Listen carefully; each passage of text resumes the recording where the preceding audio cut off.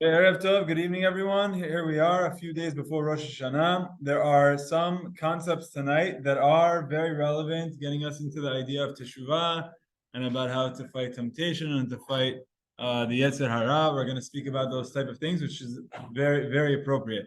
Tonight, I actually sent a message in the chat to give a preview of tonight's shiur, just to give you a heads up. Now, as much as we can cover, we will, but I want to just give a rundown.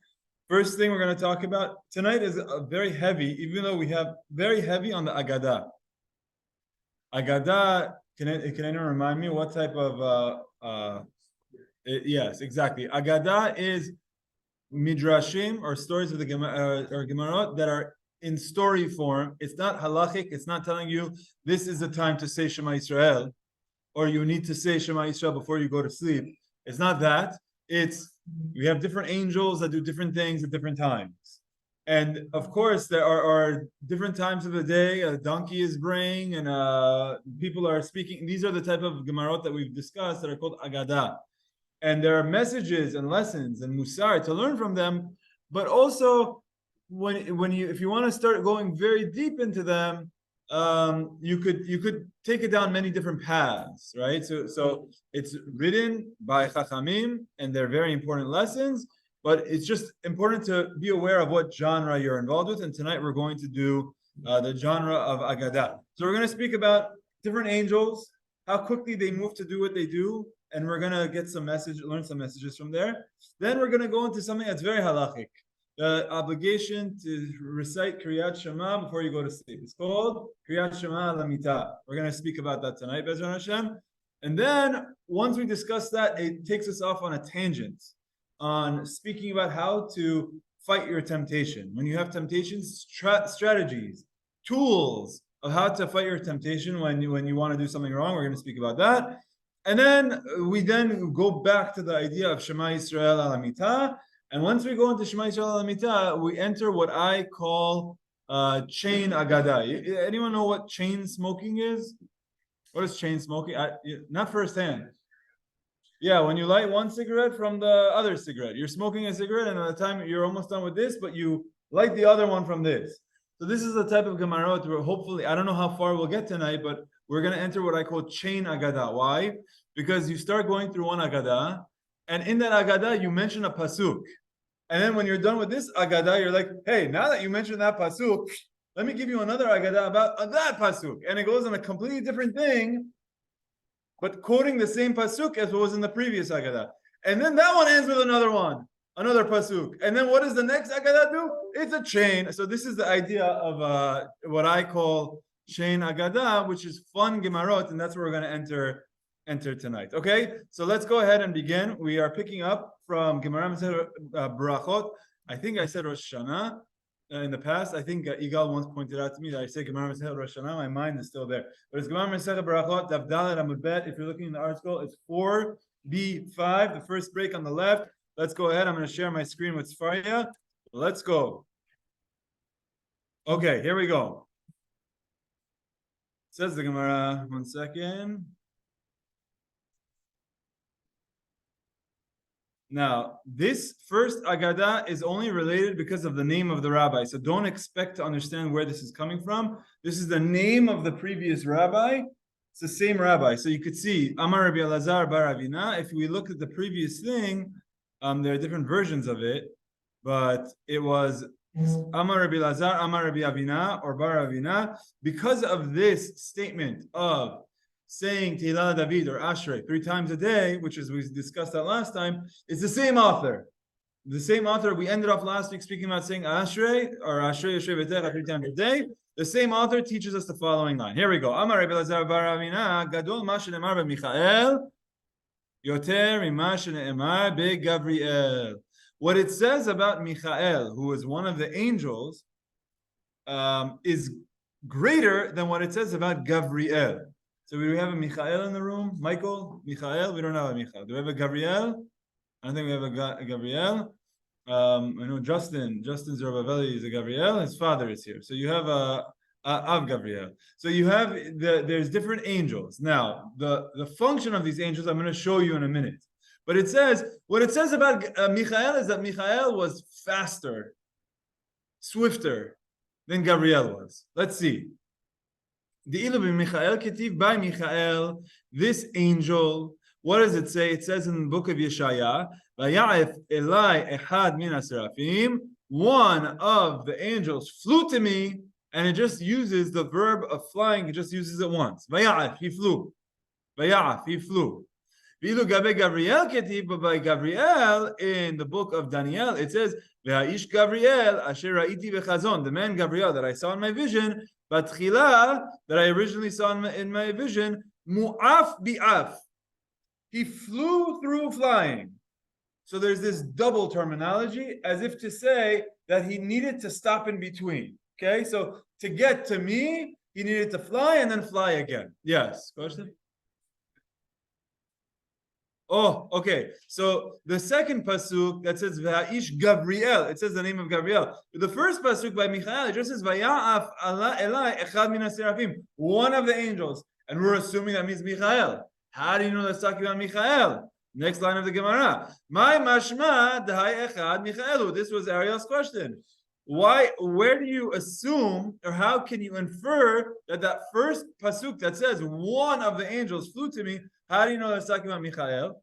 Let's do this, and then I'll explain what's going on here. Amar Rabbi Yochanan. Rabbi Yochanan says, Atya echad echad. We have what you call a Gezerah Shava. Can anyone tell me? Okay, before I ask what it is, by raise of hands, don't be afraid. Give me a thumbs up if you think that you know what a Gezerah Shava is. A thumbs down if you don't know what a Gezerah Shava is. Okay. I like the honesty. Some people are not putting any thumbs. You're 50%. Okay, very good. Okay, I like the honesty. So we have some people saying that they don't know what it is. Okay, Mr. Levy, you said you don't know what a Gezerah Shava is. So I'm going to explain it to you, and then later I'm going to ask. Okay, I'm going to keep you on your toes. So here's what a Gezerah Shava is. It's one word used in two different places. Oh, why is Igal's hand up? Igal, I'm assuming you're saying that's a thumbs up. I asked for a thumbs up. You gave me all 5 fingers. Okay. So sorry, Rabbi. I couldn't find. Oh, there's a thumb also. Sorry. There's a thumb. There you go. And it's going up. We're playing thumb war now. Okay. There's animations. It's jumping up and down. Okay. So very good. So Igal giving me a thumbs up. What is it? It's the following. One word is used in 2 different places. Gezerah Shava. Shava means that it's equal.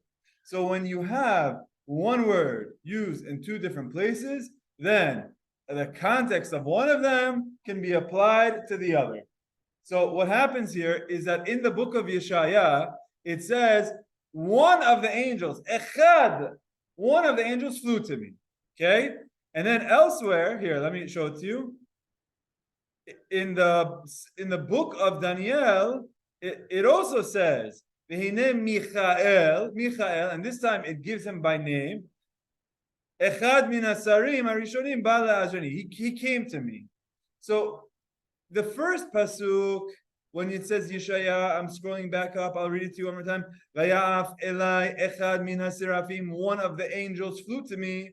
I don't know which one, but there's in the book of Daniel, it's talking about an angel, and it gives it by name, and he uses the same word echad. So since it uses the same word echad, this is a tool. It's called Gezerah Shava. Same word in 2 different places, and therefore there is some sort of a transition that you could take from one and apply to the other. Now, if you can't apply this everywhere. You can't say how it's something that applies to one applies to the other across the board. For example, the Torah tells you by Sukkot is on the 15th of the month and Pesach is on the 15th of the month. So from now on Sukkot, don't eat chametz because it applies on the 15th day. You can't extend this to everywhere. There are times where we use it and times that we don't. This is one that it's being used. Okay, and obviously a good reason to use it is when you have some sort of an ambiguity. So Ariel raised his hand and he said, the pasuk says one of the angels flew. It doesn't say who. Okay, so the fact that the pasuk is ambiguous lends itself to using a tool like Gezerah Shava and say, does it use the word echad elsewhere by one of the other angels and give me the name? And it does. In the book of Daniel, it says echad by Michael. Michael echad. one of the angels. So that's how we're able to translate it. Okay. So before we pause for questions, let's develop the thought. Now that we did it, let's read it one more time. Gadol ma shenemar b'Michael yoter m'ma shenemar b'Gabriel. What it says about Michael is greater than what it says about Gabriel. It says, one of the angels flew to me, which we're going to say means Michael. And it says that he flew in one verb. Vayaf, he flew.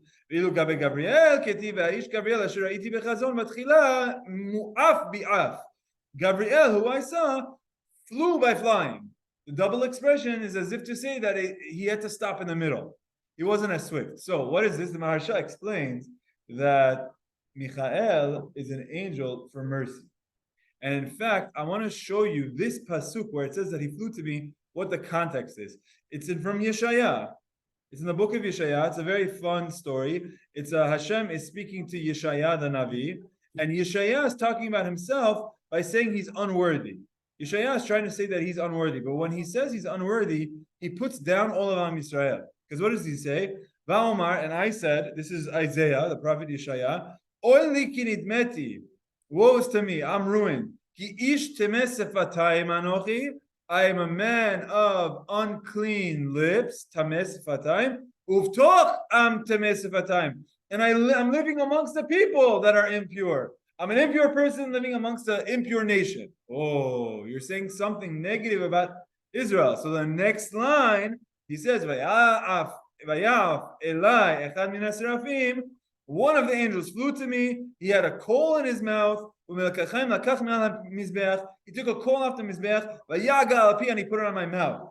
The way this is explained is that he's saying, you want to be humble, but don't speak bad about Am Yisrael. Michael came to the defense of Am Yisrael. He came to defend us, to fight for mercy for us. So this is where they say Michael was in a good, positive mission for mercy. Whereas Gabriel is the angel of Gibor Chayil, going to war, fighting things. He's actually someone who, one of the angels that's meant for justice. Okay? So we could take this deep into the path of what angels mean, what angels are, why there's different names, different tasks. I don't want to do that because this is a tangent. This is an agadah. But what I do want to explain is there is a concept of malachim, different angels, fulfilling the will of God. And each angel has its own task. There is an angel that comes in for things of mercy for Am Yisrael. That's the angel of Michael.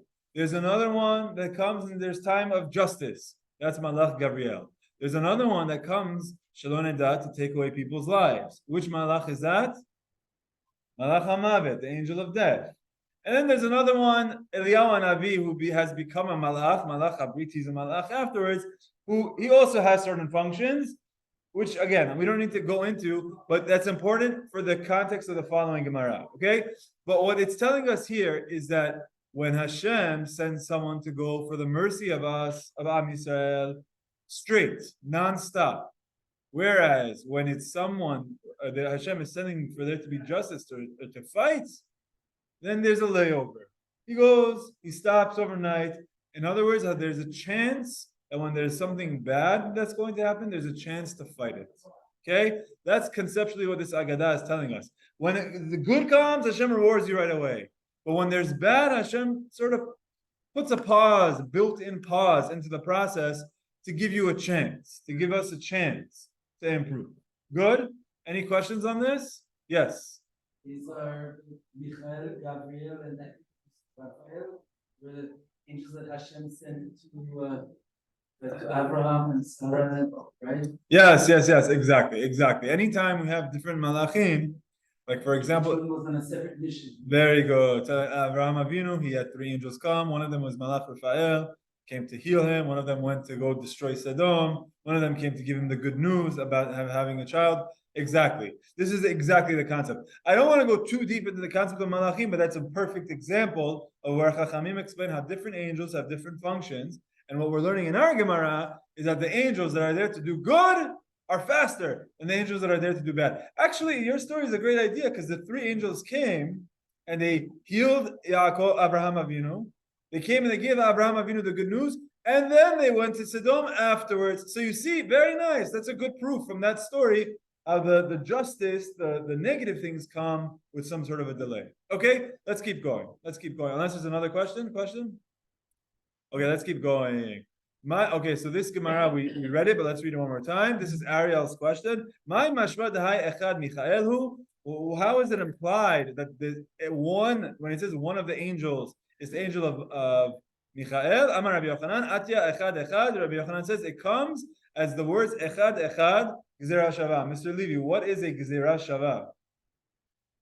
It's one word used in two different places, and so what? What do we do with that? You apply some of the context of one of those places to the other. So in one of the places it says that angel was Michael. So you can say the other angel where it doesn't give me by name, I could also say it's Michael. Okay? Okay, you did it halfway. I'm gonna ask you one more time. Okay, this time I want to follow up also. Okay, Ketiv Hacha. It says here, Vayaf Echa Elai Echad Min HaSerafim, one of the angels flew to me. Ketiv Hatam, it says in Daniel, V'hinei Michael Echad Min HaSarim Rishonim Balei Ashrini. Michael, one of the angels or one of the ministers came to help me. Now here's the next Braita. This is what I like. This is like chain.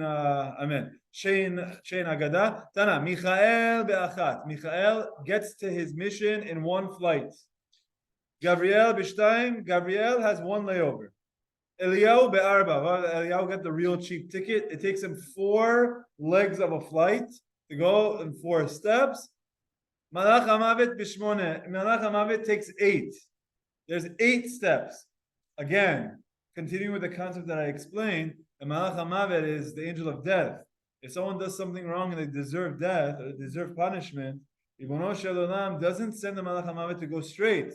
He builds in, no, you have to wait, you have to wait, you have to wait. Give the opportunity for the person to do teshuvah. This shows how Hashem is waiting for us to do teshuvah. Hashem wants us to do teshuvah. When there's good, it comes straight. Malach HaMavet could have also been programmed to go straight. Ribono Shel Olam has him slowed. There's a damper on him to slow him down, to give us the opportunity to do teshuvah. However, B'shata Magefa, during times of plague, when there's things that are bad, that Ribono Shel Olam has opened up the doors for bad things to happen, Be'echat, the Malach HaMavet takes one step. And we've seen plagues in the Torah. For example, at the times of Pinchas, there was a plague and people died. And there's other times in Jewish history, there's plagues where people died. During those times, it's unusual times that Ribono Shel Olam almost gives free reign to the Malach HaMavet. Malach HaMavet just jumps in one shot. I just say a story. Right? Bedtime has once told us a funny story. Again, a nice concept. When all of the angels are being given different jobs. This Malach comes, the angel of mercy. This Malach Raphael, is the angel of healing people. This Malach Gabriel, at the end of the day, the angel of war. Then Malach HaMavet is the angel of death. So this one gets it. He says, yes, good. It's a good one. Oh, this Malach becomes the angel of Parnasa. Oh, very happy. This one gets to be the one in the Sofer of God to write the names in the book of life. Oh, okay, beautiful. And then Hashem goes to Malach HaMavet and says, you go kill people. I want to kill people? There's nothing else I can do. Give me some other job. No, everyone's going to be cursing me my entire life. I don't want this job. I quit. I'm going to go on strike. And Ribono Shel Olam says, don't worry. Even though you're the one that's going to be killing them all, no one is going to know it's you.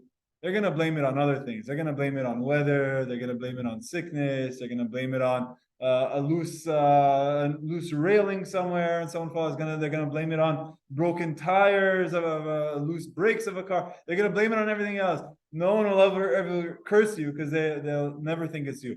And the idea behind this, when Rabbi Bedtime told this to us, is that at the end of the day, Ribono Shel Olam runs the world. Hashem has many angels to do his job, but ultimately we know everything comes from Hashem. And again, I think it's okay to take an extra second to speak about Rosh Hashanah and Yom Kippur. This is what we believe, according to our Chazal, that it's Kichok Yisrael Hu Mishpat Yaakov. The day of Rosh Hashanah is a time of judgment, where Hashem judges us and makes decisions for the year. And the decisions of life and death is decided on this day. Now we can change it. We can change things. If there's a decree of death, a person through teshuvah, korimo gzar dino. A person can tear up his if there's a bad decree.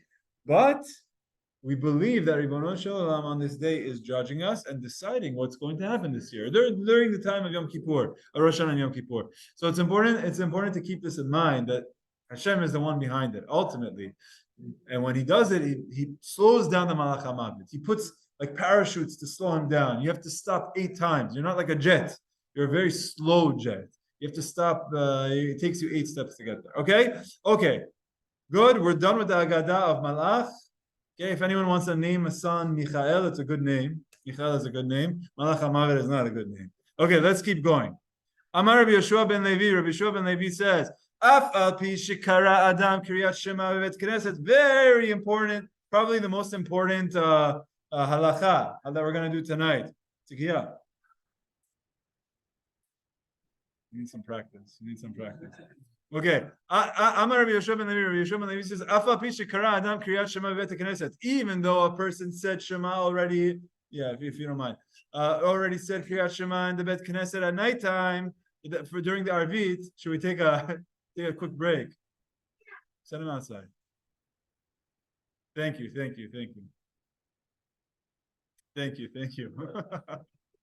I have to ask. Who? What? No, don't tell me who it was. I saw who it was. Sadiq. Okay. I'm Rabbi Yeshua ben Levi. Rabbi Yeshua ben Levi said. No, maybe I didn't see it. Rabbi Yeshua ben Levi says, okay, everyone, okay, we got some nice shofar background, nice background music, but let's focus. Very important Gemara. Okay, everyone with me? Okay, you see where I am? Rabbi Yeshua ben Levi. Amar Rabbi Yeshua ben Levi. Rabbi Yeshua ben Levi says, Afal pi shekara Adam kriyat Shema b'Beit Knesset. Even though someone prayed Arvit in the Beit Knesset and they already said Shema Yisrael as part of their Arvit, mitzvah likroto al mitato. He has an obligation, a mitzvah, to read it again on his bed. Amar Rabbi Yosef. Rabbi Yosef asks, Ma'ikra, you're telling me this is a mitzvah. If it's a mitzvah, there's got to be some pasuk somewhere in the Tanakh that indicates that you should say Shema Al Hamita. So it's a pasuk from Tehillim, which we're going to know very well tonight. Rigzu v'al techetau. What does this pasuk say? Rigzu, berogiz means to tremble. So tremble. V'al techetau, and don't sin. Imru bilvavchem, say in your heart. Al mishkavchem, on your bed. Vedomu, and then be silent. Then be quiet. Selah. Selah, let's say, means Amen. There's a different explanation of what Selah means. Let's just say, let's not even try to translate Selah. They translate Selah as Selah. So this pasuk says you should tremble, don't sin, say in your hearts on your beds, and then be silent. So how is this understood? This is what Rabbi Yosef is telling us, that what should you say in your hearts? That's talking about Shema Yisrael. Al levavecha, your hearts. So you should say it al mishkavchem. What is al mishkavchem? On your bed. You have to say levavchem, that which is in your hearts, which is Shema Yisrael. You should say it on your bed, vidomu, and then be quiet. Domu means to be silent. Then you go to sleep. You say Shema Yisrael on your bed, and then you go to sleep. That's this mitzvah of Kriyat Shema Al Hamita. It's very important. We're going to go over it, but I see there's a question. Yeah.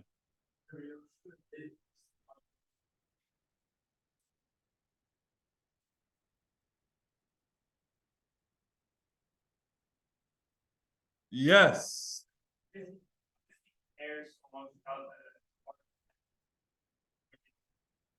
He's saying himself that you're going to say Shema bedtime. Okay, unbelievable. Is it Rabbi Yeshua ben Levi? It is, right? It is? Okay, I'm going to trust if 2 people say yes, so 2 people are saying that this is the case. Yeah, I see it. So, excellent. Wow, what a pickup. So, Andrew is pointing to the last Gemara that we said, where there's a machloket between Rabbi Yochanan and Reish Lakish as to the order of when you say Shema Yisrael at night for Arvit, whether you should say Kriyat Shema and its Berachot first, followed by the Tefillah, or you should say Tefillah first, followed by Berachot Kriyat Shema and Shema Yisrael. And Rabbi Yochanan tells us that Arvit. At nighttime, what you need to do is you need to say Shema and then Amidah. Whereas Rabbi Shua ben Levi says, no, you need to say Amidah, then say Shema. What's the reason behind that? Machlok, there's two reasons. It could either be because of how you understand the Psukim or how you understand the Svara. And regardless, what we end up saying is that there's different ways of saying it. That according to Rabbi Shua ben Levi, he lands at saying you have to say Amidah and then Berachot Kriyat Shema. Okay, agreed. But this is talking about something else. This is not talking about the Bet Knesset. This is talking about literally when you're sitting on your bed before you go to sleep. And you're saying, according to the one that you said, it had to do with Kra, the pasuk. Right, it's like B'shoch kumecha. Just as when I get up in the morning, it's Shema is closer to bedtime. So too, this is closer to bedtime. But we're not talking about that. We're not talking about closer to bedtime. We're talking about literally at bedtime, on your bed, al mishkavchem. Okay, it's a very good pickup though. I'm very impressed. I'm impressed. Did you review that, or you just remembered? You reviewed. Okay, Baruch Hashem. You see what happens when you review? When you review, things are sharp in your mind. Beautiful. Okay, Tiskul HaMitzvot. Okay, good. I want everyone to say this with me. Amar Rabbi Shua ben Levi. Everyone say this with me together. Af al pi shekara adam Kiryat Shema bebet HaKnesset mitzvah likroto al mitato. He has a mitzvah to read it one more time, even though af al pi means even though someone already read Kiryat Shema in the Bet Knesset, mitzvah likroto al mitato. He has to read it again on his bed. What's the pasuk? The pasuk comes from Tehillim, chapter 4. In Tehillim, chapter 4, there's this pasuk. We got to know this pasuk because there's a lot to do. So I want you to repeat this one with me. Rigzu ve'al techetau imru bilvavchem al mishkavchem ve'domu sela. So rigzu ve'al techetau, which we didn't really address here. We're going to get to that in a second. It means tremble, don't sin. Imru b'lavchem, say in your hearts, al mishkavchem, on your beds. What's in your heart? Shema Yisrael. It says Shema Yisrael should be in your hearts. So imru al levavchem, say what's in your heart, al mishkavchem, all your beds, v'domu, and then you should be silent. Okay? That's a mitzvah of Shema Al Hamita. By the way, this is halacha. This is halacha. I think we spoke about this in the past.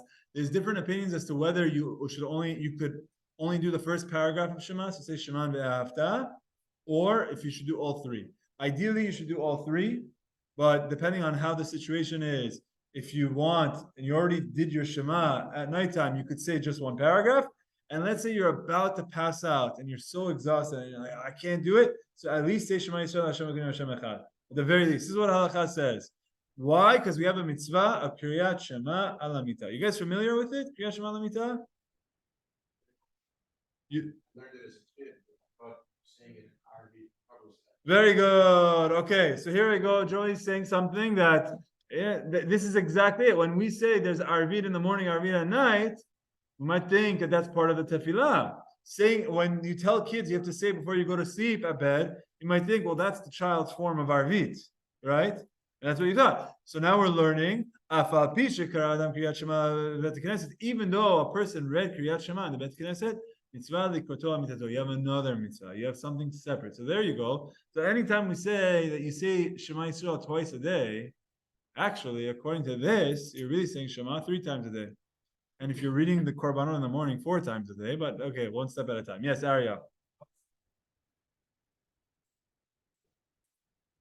Yeah. Obviously, with Rosh Hashanah. I would include Baruch Shem. But even if at the very least, even without Baruch Shem. Yeah, so let's go ahead and just because I want to show how we could look up the halacha. Halacha, I think it was the Rambam. You see it? Here we go. Open link in new tab. Who's chatting me? It's Shema Al Hamita de Oraita. Igal, you're asking if it's the Oraita. What? Yeah, I'm wondering if they bring a proof from one of these psukim. Does that mean it's a proof de Oraita or? Okay, you're asking a very good question. And Itai said the pasuk that we're quoting is from Tehillim, which shows that it's really a rabbinic enactment. This is something that's rabbinic that Rabbi Yoshua ben Levi is telling us about. It's not a mitzvah min Torah, but it is an obligation. Very good. So, a very good question. Very good answer. Very good. Now, if you look at the Rambam, it says, "V'koreh parasha rishona mikriyat Shema v'yashen." He's telling you, and right before you go to sleep, you should read the parasha rishona mikriyat Shema. Read the first paragraph of Shema. Ve'afilu ishto yeshena imo, even if his wife is there. It's like, okay, Baruch Hashem, for you single guys, it's like, even if your wife isn't there, right? But for where would the wife be? But it's saying that there's no problem of his wife being next to him, okay, whatever. Koreh pasuk rishon, he should read one line. Ve'im anasto shena, anasatu shena, let's say he's like about to pass out. Koreh afilu pasuk rishon. Read even one line. So this is what, Ariel, to your point, I think the Rambam is telling you, just even that one line. He's talking about a situation where you're like mamash about to pass out. You're like, I can't. You know the situation. Or sometimes you have to transport. Or you fall asleep on the couch. I had one of my friends in high school that he said when he falls asleep on his couch, all of a sudden his dad, like it was once I was there for Shabbat, he fell asleep on his couch and his dad like get up. As soon as his dad said get up, he started running to his room. I'm like, well, what do you do? You were asleep a second. He's like, because when I wake up, if I don't go to sleep like right away, I'm not gonna be able to sleep. It's like you need to connect your sleeps. Otherwise, it's like in a nap, I can't sleep. Look, ran to his bed, went straight to sleep. Okay? I don't know if that's how it works, but I understand that. Sometimes you take a nap and then you can't fall asleep. So like dad ran to the bed and just like belly dove into the bed. Good friend of mine. Baruch Hashem. So, but you see here that situation, like as you're running up the stairs, you just say Shema Yisrael. This is where Rambam says, "Afilu pasuk echad."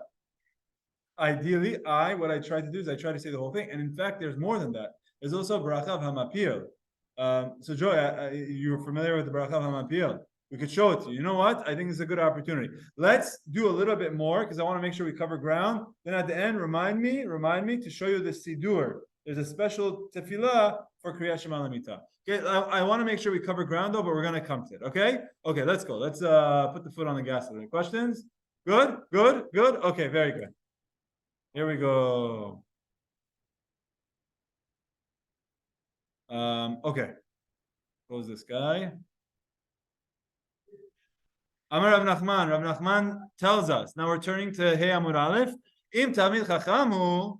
If he's a Talmid Chacham, he's someone who's a wise Torah scholar, he does not need to say Shema on his bed. What?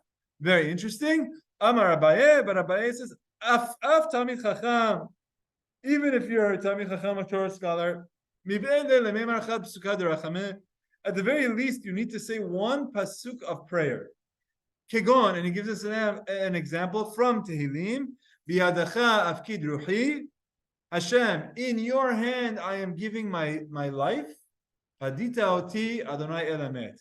And you have redeemed me, Hashem, the God of truth. This is a line of Tehillim. It's one pasuk, but it's the idea behind it is, God, I am giving you my life. The reason you're saying this is, again, it's the same. It's like the opposite of Modeh Ani. What happens in the morning when you wake up and you say Modeh Ani? Modeh Ani lefanecha, melech v'kayam, Hashem, thank you. Shechezarta bi nishmati b'chemna. You gave me my life back. Abba emunatecha, you're so merciful. When you're going to sleep, what you're saying, biyadacha afkid ruchi, Ribono shel olam, I'm giving you my soul, I'm giving you my life. Understanding that the way Chazal explained it is that going to sleep is like a form of death.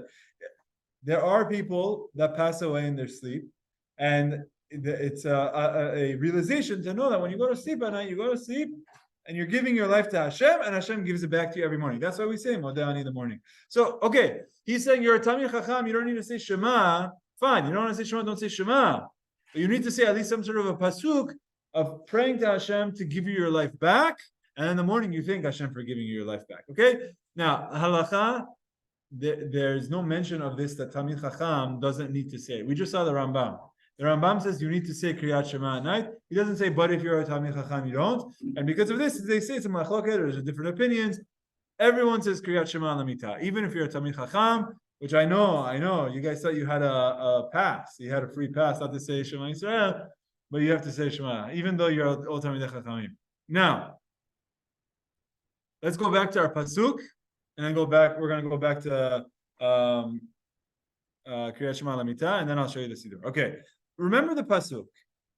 I was like splitting it up before. Let me enlarge this. Can you see it? You could see this screen, right? Let's do it like this.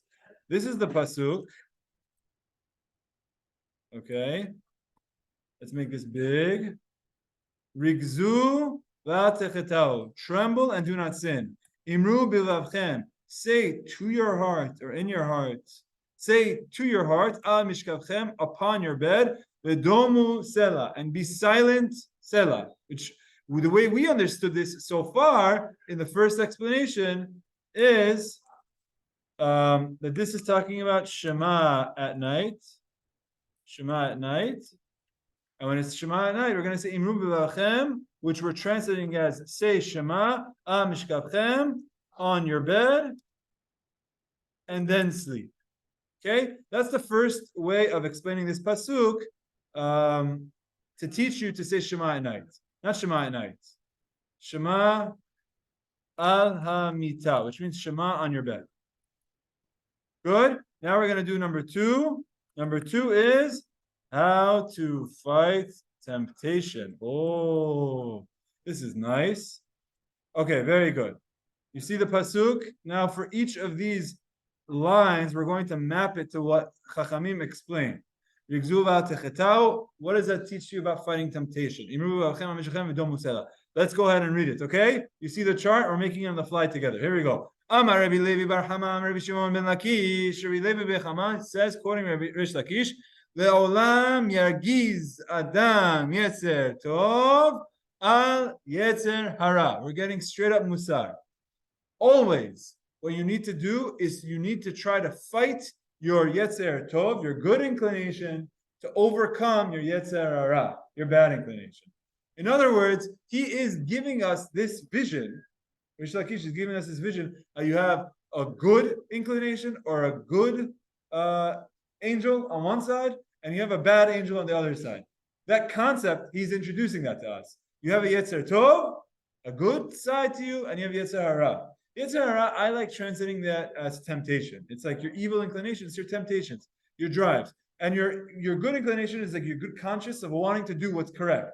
So what you need to do is you need to have an internal struggle. Right now, I'm about to do something that's wrong. I'm tempted to do something that's wrong. But you know that you don't want to do that. That's your conscience. So it's almost as though fight it. Use your willpower to fight it. That's the first step. Shne'emar, as the pasuk in Tehillim, this pasuk of ours says, Rigzu v'atechetau. You need to tremble. Tremble means you need to fight. You need to fight. You need to fight your good side against your bad side. V'atechetau, and you won't sin.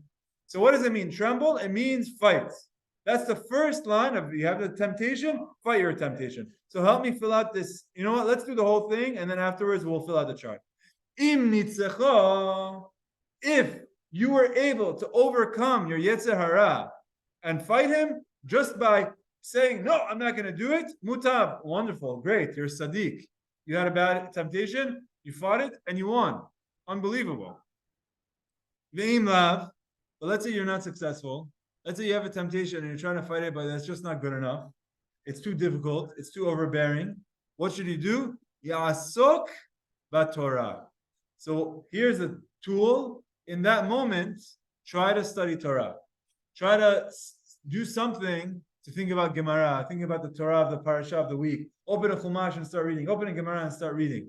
Instead of going to this app, go to that app. Instead of spending time looking at this, go spend time looking at that. In this website, you go to that website. So bring Torah into your life. If you can't fight it by saying no, now what we're teaching you is, okay, try to replace it with something else. Sometimes to say no works, but sometimes it's not good enough. So what do? You have to replace it. You replace it with Torah. That's step number 2. Now, how do you get that? From the next line. Shne'emar imru bilvavchem. It says, say that which is in your heart. Now, in this midrash that Rish Lakish is telling us, it's bilvavchem is talking about the Torah. Because he says how these words are the words of the Torah that should be in your hearts. So first step is you try to fight it. If you can't fight it, you try to distract yourself by studying Torah.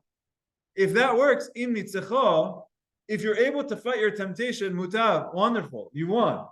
V'im lav, but let's say it's not good enough. Yikra Kriyat Shema. So he says the next step, something that's even above Torah, is to read Kriyat Shema. Shema Yisrael Adonai Eloheinu Adonai Echad. Bring your heart to Hashem. Remind yourself that there's one God that's on top of you. It's more than just Torah. It's Torah plus your pledge of allegiance to Hashem, and hopefully that'll win. Shneimar al mishkavchem. That's the next phrase of the pasuk that says al mishkavchem, on your beds. What do you do when you're going to sleep? You say Shema Yisrael. So it's talking about Shema Yisrael. That's step 3. Im nitzecho mutav. If you're able to win, wonderful. Im lav, but if not, izkor lo yom hamita. Think about the day of death. Shneimar v'dom musela, as the pasuk says, and be silent. Be silent, sela. Be silent forever. Think about the day that will be silent forever. So let's go to here. Let's chart this out. And I have a question. I have a very simple question here. How to fight temptation. Step number 1. What is it? Rigzula techetal. Tremble, do not sin. Can someone tell me, how do I fill this out? What's the first step according to Reish Lakish?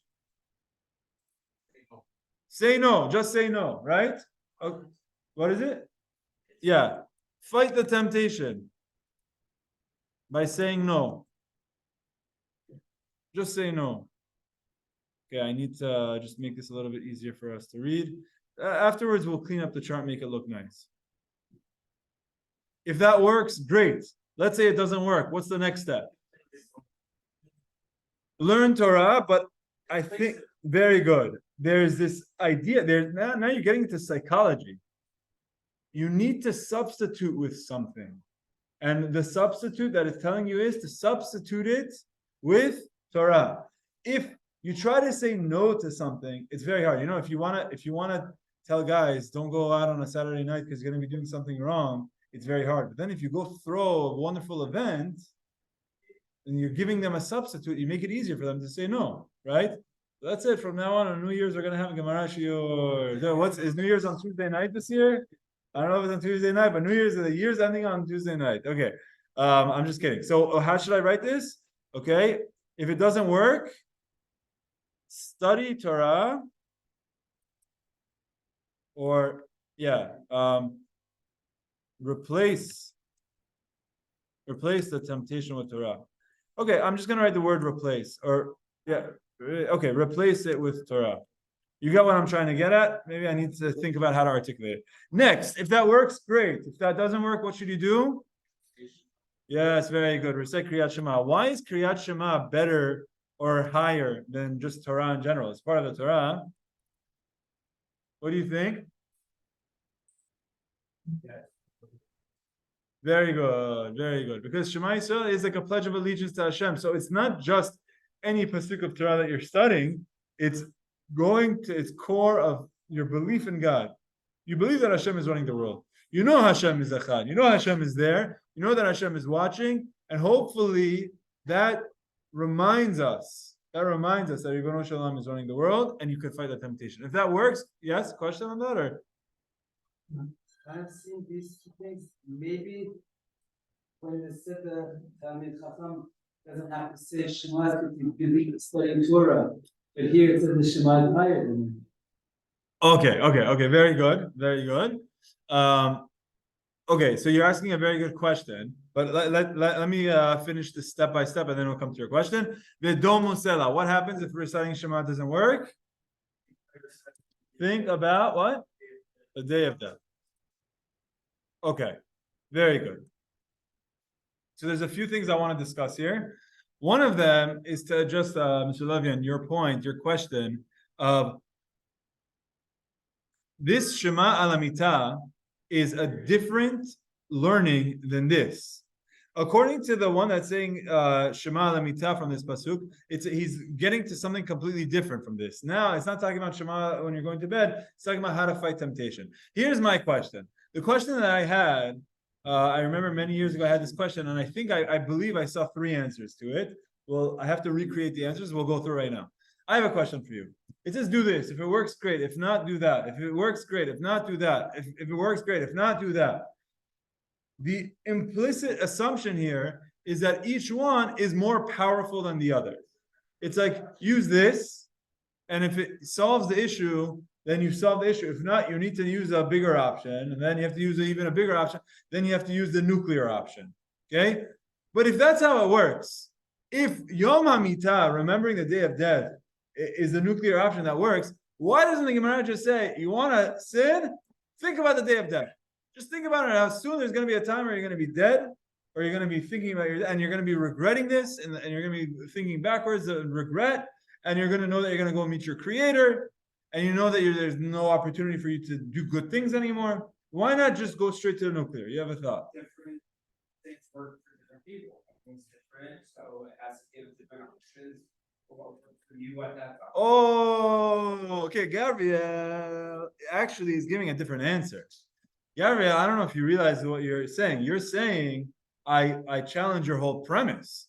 Your premise of saying how each one is a bigger or more effective. Like if this works, great. If not, use a more effective option. And then if that doesn't work, then use a more effective. Then use the nuclear option. You're saying no. It's just giving you 4 options. And each person picks the one that works for them. Now, for some people, thinking about the day of death speaks to them. For other people, it doesn't speak to them. I love that answer. I love that answer because I think it's true. I think that's true. I think there are some people that are like the Debbie Downer, someone who's always thinking about negative things, wants to think about day of death. There's some people that don't want to think about that, and it's not going to help them, and it's something that their mind's not going to go to. Very good. I love that answer. Any more answers? Okay, we have a lot of answers. Yes, Oren. Yeah, I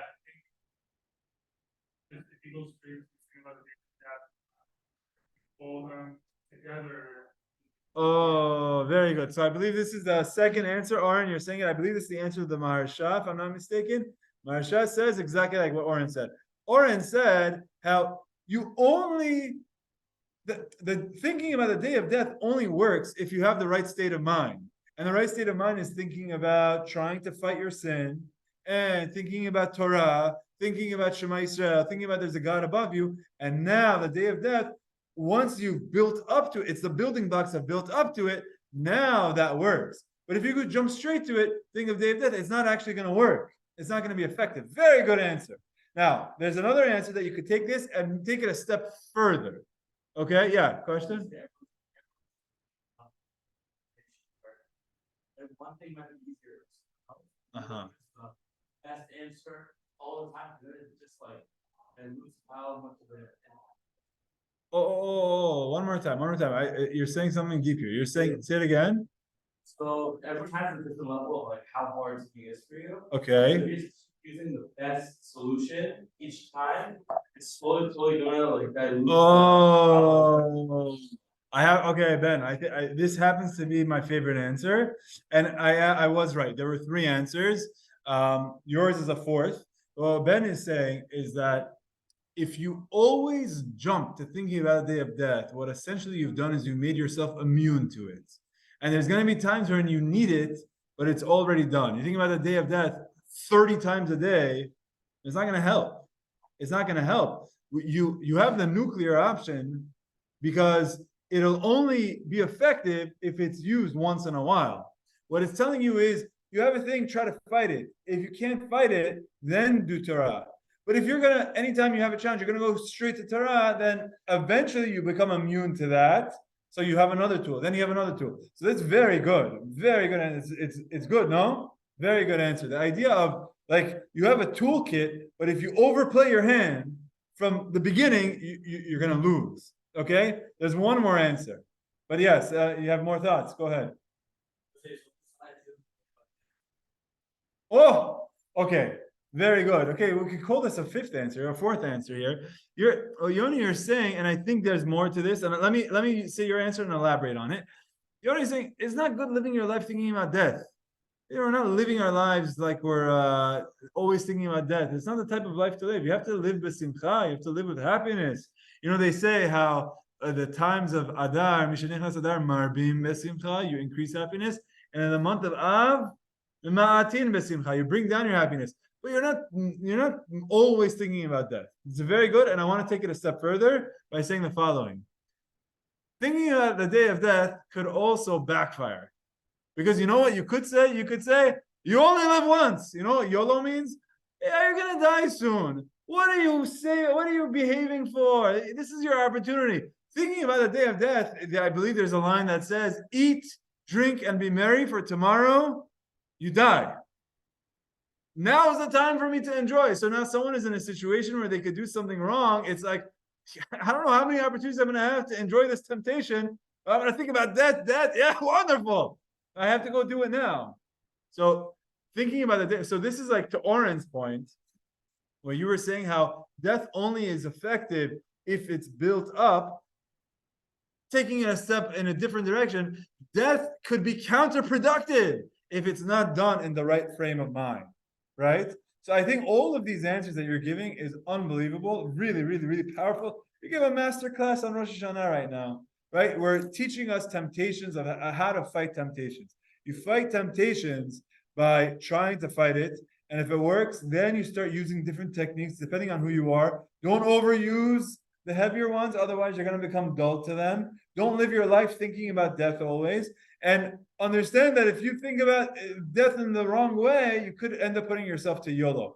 I have to say, there's this idea of if you have a chance, you have an opportunity to go to two places, either to go to Bet Mishta, go to a wedding, or to go to Bet Avel, to go to a mourner's house. What is it? Bet Avel is better. Why? Anytime you go to Bet Avel, if you're in the right frame of mind, it's a reminder. It's a reminder of we're not here forever. And our lives are fragile.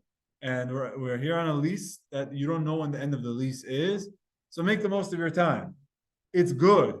Now, if you're always there, you guys remember Ray Maruf was telling me when he was going through the Bet Kvarot, he would see the people working there emotionless, completely numb to death, burying someone. Why? Because they got a job. They have to build the thing put the body in, cover it, move on to the next, come on, next body. It's like the people have become emotionless. Why? Because when you see it all the time, it doesn't have an effect. So that's also a concept. You go to Bet Avel, you hear people's story, you hear stories, you get emotional. But if it's happening all day, every day, it's not going to be effective. You had a comment, yes. Can you give us one thought? I was thinking about right now. But it kind of seems actually like they go from long-term solutions to short-term. In the sense that if someone is able to say no and stop it, that is like long-term. Then Torah is like, hey, constantly learning Torah and stop it. Shema is like a little bit shorter every time you say Shema. And think of the day of death. Every single time that turns up for the day of death. Wow. Like, it seems like it's going from like the no is actually the strongest. It's not the easiest solution. The strongest. It's getting to the root cause. Unbelievable. Wow, I'm shocked. I thought 3 answers. There's like 30 answers. Look, I have to repeat what Josh says because I think it's so amazing. Okay, and I'm on the fly trying to think of a mashal. So Josh is saying it's not that you're getting to better answers, the opposite. It's that you're getting to more short-term answers. I'll give you an example. A guy's health is no good.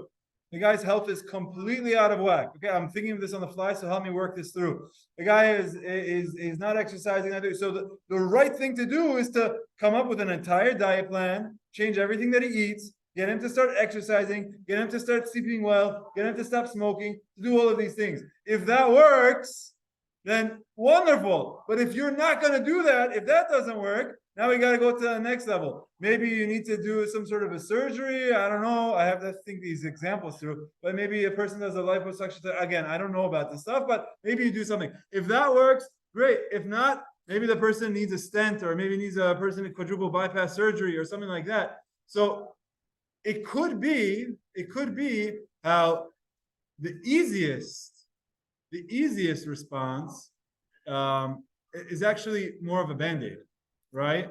Where like what you're saying, the most difficult is to get at the root cause. Someone has some sort of a temptation. The best thing to do, the number one thing to do, is to try to fight the temptation.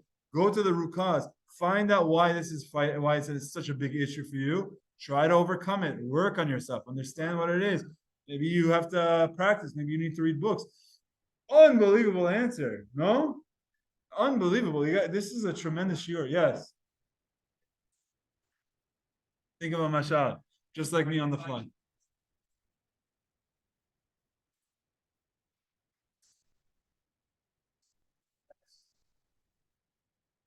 Maybe some do that, so the next step is someone like texts you in the morning to remind you you're in a chat or something.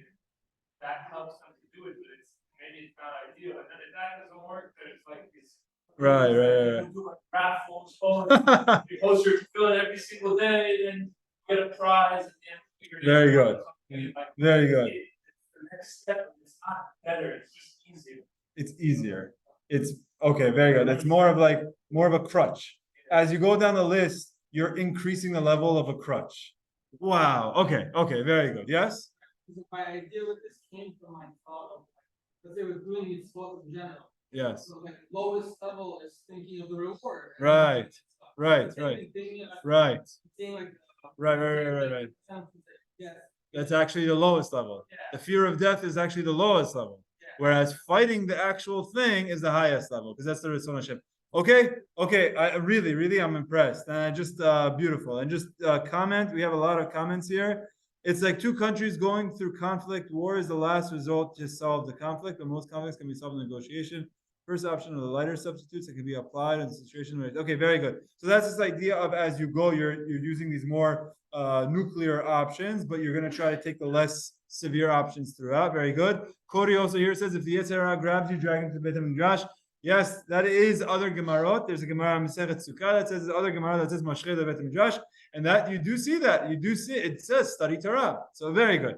Okay. Baruch Hashem. Let's keep going. I see the time. I wanted to cover a little bit more, so let me do a little bit more. Okay, here we go. Okay.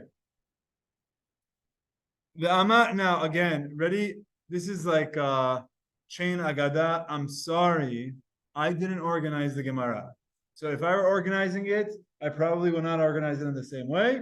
But there's a reason that I'm not in the Gemara, right? So this is how it's organized for a good reason. The last statement was said by Amar Rabbi Levi Bar Chama, Amar Rabbi Shimon ben Lakish. So now, next thing, Amar Rabbi Levi Bar Chama, Amar Rabbi Shimon ben Lakish. The same person said something else completely unrelated, but we're gonna say it now because it goes together. My dichtiv. Explain this. This pasuk is that Moshe Rabbeinu in Shemot is saying that Hashem is telling us, "Ve'etena lecha," I'm giving you et luchot ha'even, the stone tablets, ve'haTorah and the Torah, ve'hamitzvah and the commandments, the mitzvah, asher katavti that I have written l'horotam to teach them. It's very verbose. Hashem is saying, "I gave you the Torah," but he doesn't say, "I gave you the Torah." He says, I gave you the stone tablets and the Torah and the mitzvah that I have written to teach. Very verbose. Why are there so many words here? So each one is talking about something else that Hashem gave us at Har Sinai. Ready? Here's what they are. Luchot. What is Luchot? Elu aseret hadibrot. That's the Daf Arma, the 10 utterances, the aseret hadibrot. What's mistranslated as the 10 Commandments. The 10 Commandments are written on the Luchot. So when it says Hashem says, "I gave you the Luchot," here the Aseret HaDibrot. That's what Luchot is referring to. Torah, but the next word it says Torah. I give you the Torah. Ze Mikra. That is the entire Torah Shebichtav. This is what Rama calls the Chumash. Right? Last time I said Torah, you said everything's Torah. So Chumash. Mikra here is talking about Chumash. Veha mitzvah. What is mitzvah? Zo Mishnah. Mishnah is what we have as Mishnayot, and it's also the form of halachot that we have. So Torah Sheba'al Peh was given to Moshe Rabbeinu. The oral Torah. Remember, this is how we started. This Torah Shebichtav is the Torah that's written, is the Torah Sheba'al Peh. The oral traditions. That's the Mishnah. So that was also given to Moshe Rabbeinu.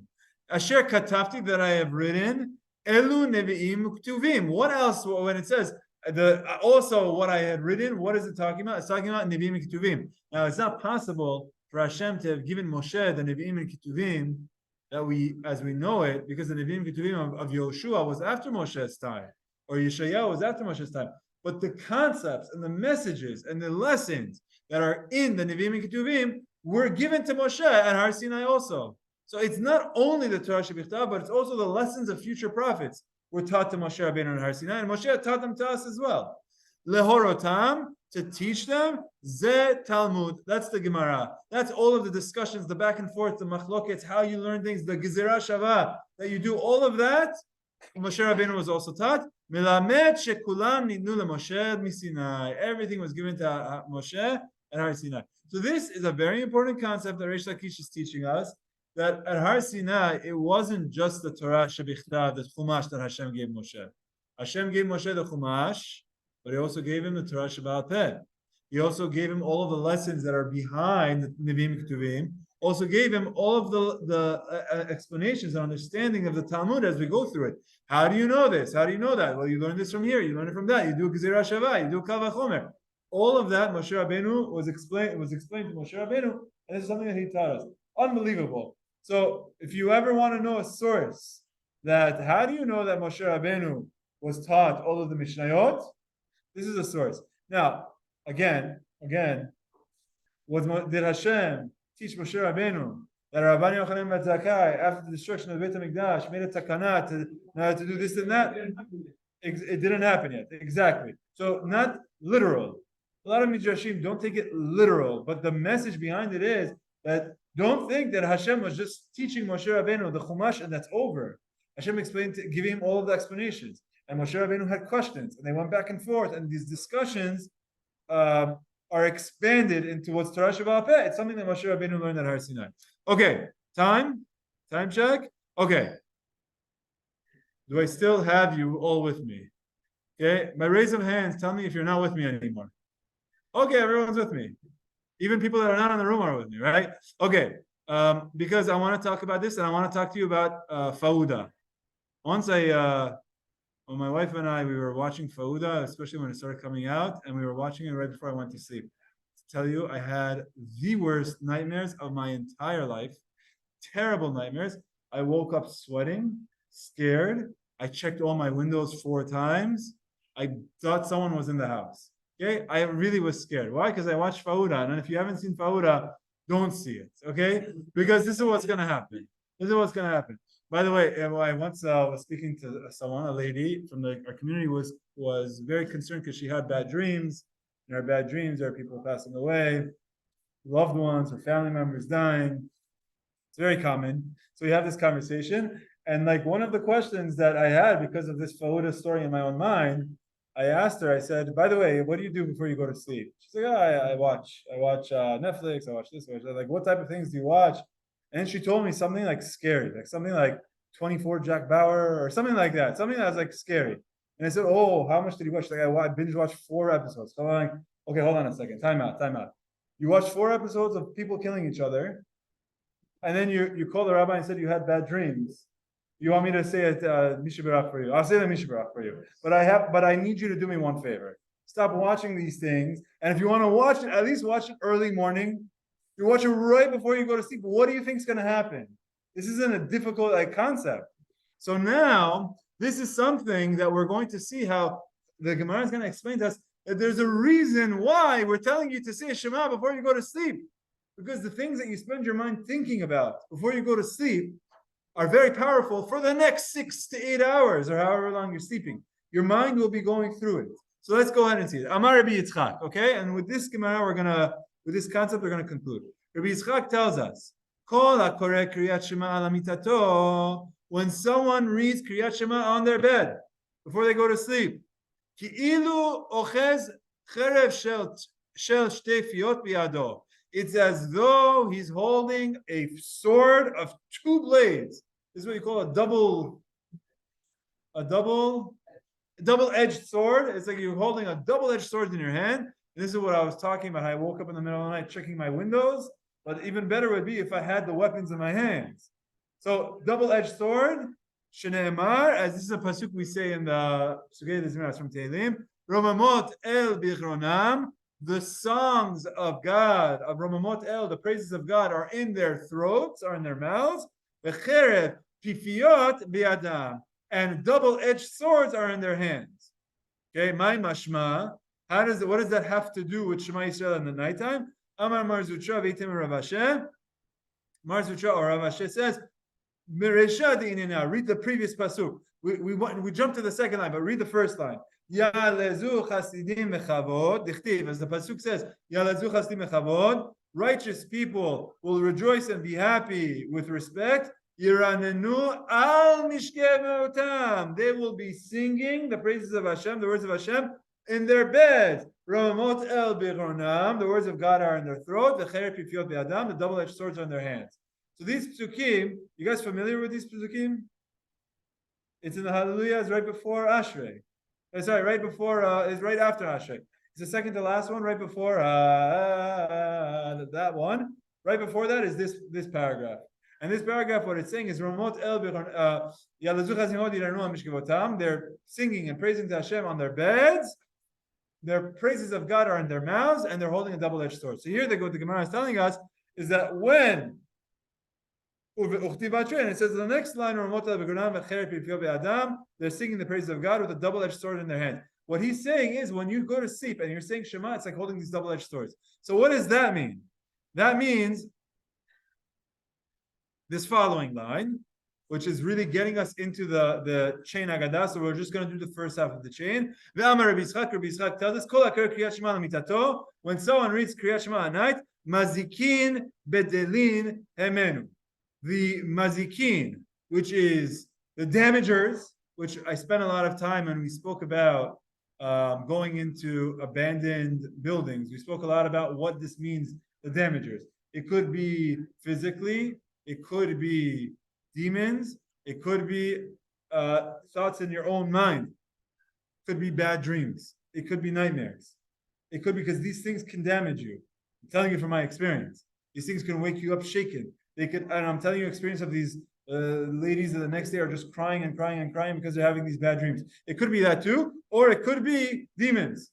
Last time I didn't want to take a position. I'm not going to take a position now either. It could be one of these things, whatever it is. But what he says is when you say Shema at night, you're protecting yourself from these mazikin, from these things that are going to hurt you. Shneimar, as the pasuk says, you know what? I'm not going to do the pasuk because I want to do something else. We'll do the pasukim next time. But the idea here is, we said you have a mitzvah to say Kriyat Shema at night, and in addition to saying Kriyat Shema at night, you have that mitzvah. You have a prayer to say, "Of Hashem, I'm giving my life to you." And now what it's telling us is that when you do, you're protecting yourself from mazikin. You're holding a double-edged sword in your hand. Now, what does that mean? Again, it could be explained as you're protecting yourself from the bad spirits, or it could be like what I'm telling you, which I think makes tons of sense. When you go to sleep at night, your mind, it will be thinking about what you thought about during the day. You know, Sigmund Freud, anyone who does some psychology, understand that dreams are real in that what you're thinking about during the day, they come out at nighttime. But I think specifically, more particularly, things that you're thinking about right before you go to sleep is not a surprise. So when you go to sleep, if the last things you're thinking about is Shema Yisrael and praying to Hashem and asking for Hashem to give you your life back in the morning, that you're handing your life to Him, then these thoughts are going to continue and they'll be protecting you the entire night. But if your thoughts are going to be thinking about other things, Shalom Neda, thinking about things that they shouldn't be thinking about, scary thoughts, impure thoughts, looking at things they shouldn't be looking at, it's going to stay in your mind the entire night. And so what's very important here is it's like there's a few layers to this mitzvah. The layers of saying Shema before you go to sleep is, number one, it's a mitzvah, but number two, it has psychological impacts that will benefit you. It'll have your mind thinking about Torah the whole night. There's a lot of I remember there's a lot to discuss. There's a lot to talk about, but this idea of during the night studying Torah right before you go to sleep, I'll tell you there's another benefit for it. Okay, now this is a little bit tongue in cheek. I'm a little bit joking, but I'm also very serious. If there's ever a time that you can't fall asleep at night, you open up some Torah, you're going to fall asleep very quickly. I'm not talking about you open your app and you watch animated shiur of Gemara Berachot on YouTube. I'm talking about go try to read this. Go bring out a maharsha for yourself. 3 minutes, you're going to fall asleep. And then this is the Yetzer Hara best at work. So I'm saying this a little bit tongue in cheek, but there is something very beautiful about going to sleep thinking about Torah. I owe you two things. Number one, actually three things. someone has a wife and they're at home and their wife wants to talk to you, shalom bayit, okay? You don't say like, honey, I'm studying Torah. I mean, you could do that also, but you also need to have shalom bayit, pillow talk. These things are important. It's important to have it. But if she falls asleep before you, then you open your Gemara, okay? So that's number one. Number two, I have to ask Yoni, what is a Gezerah Shava? Okay, putting you straight on the spot. One word in two different places, okay? And what do you do with that tool? Very good. So you take the context of one pasuk and you apply it to the other pasuk. Very good. And now, Joey, I owe you what the Shema Al Hamita looks like, okay? And then that will conclude. Tonight, you better all say Shema Al Hamita. You don't have a choice. Tonight, you're going to say it. We just learned tonight that it's halacha to say Shema Al Hamita. Where is it? Liturgy, okay? Sidur.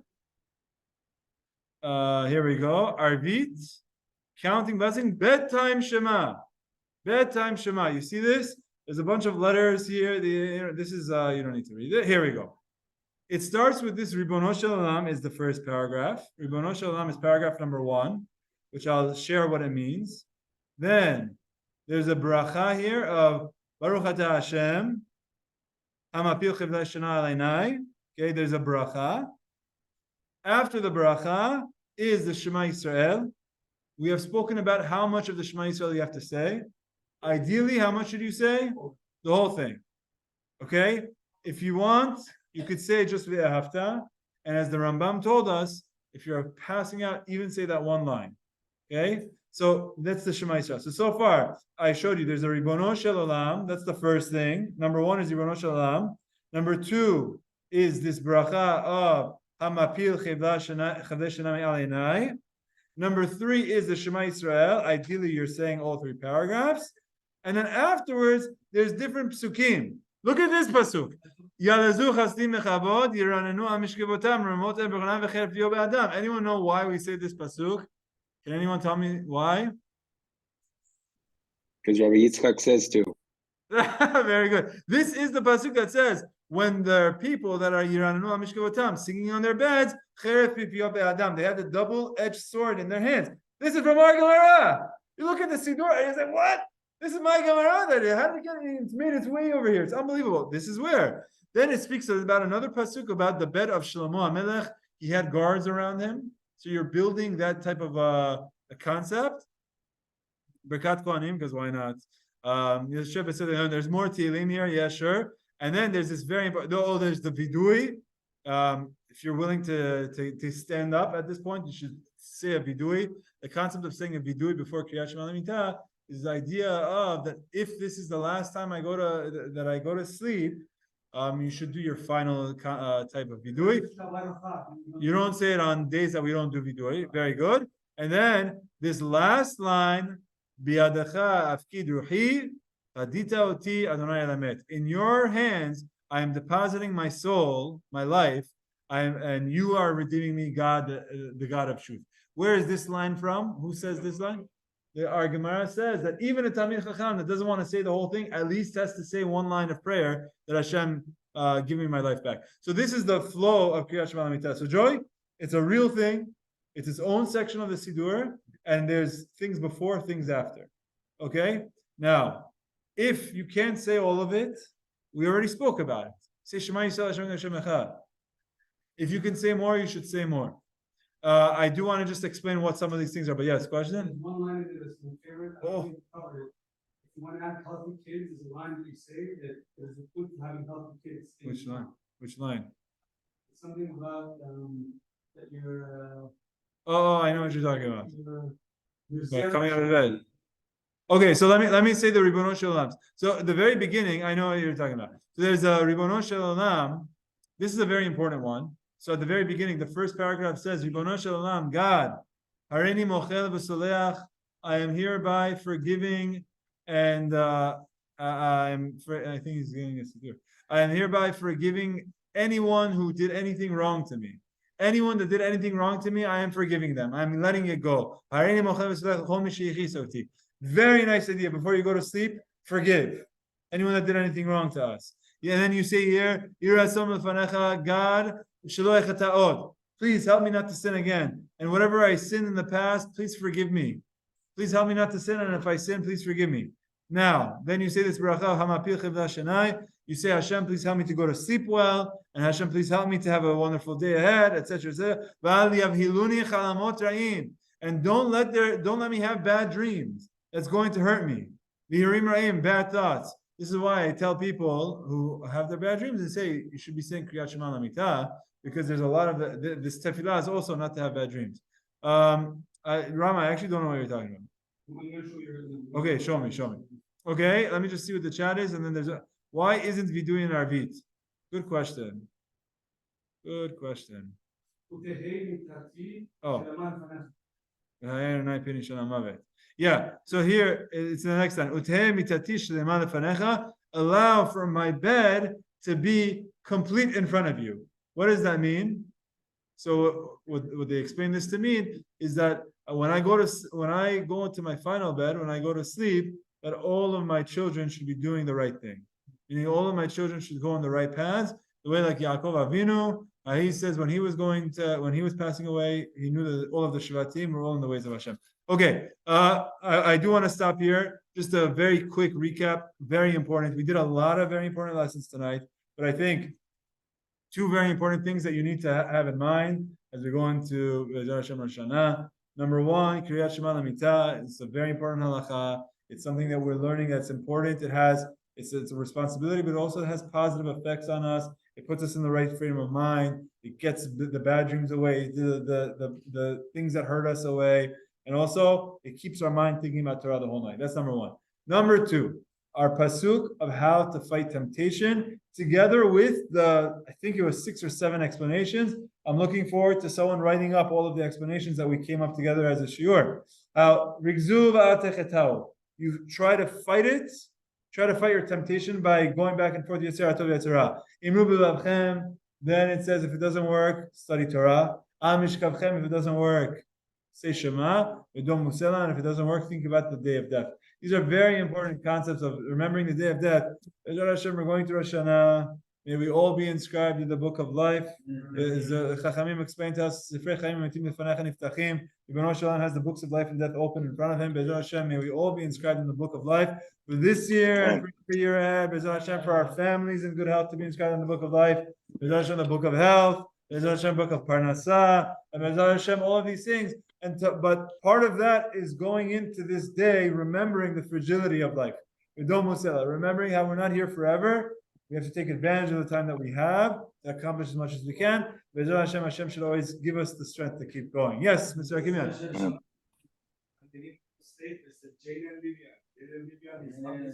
Oh, Mr. Jaden Levian is in Ohio. Oh, where Indiana. Indiana.